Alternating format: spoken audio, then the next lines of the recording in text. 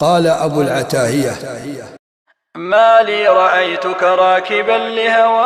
لي رأيتك راكبا لهواك أظننت أن الله ليس يراك. انظر لنفسك فالمنية حيثما وجهت واقفة هناك حذاك. ولقد مضى أبواك عما خلفا ولتمضين كما مضى أبواك. لو كنت معتبرا بعظم مصيبة لجعلت أمك عبرة وأباك. ما زلت توعظ كي تفيق من الصبا وكأنما يعنى بذاك سواك. قد نلت من مرح الشباب وسكره ولقد رأيت الشيب كيف نعاك. لن تستريح من التعبد للمنى حتى تقطع بالعزاء مناك. وبخت غيرك بالعمى فأبته بصرا وأنت محسن لعماك.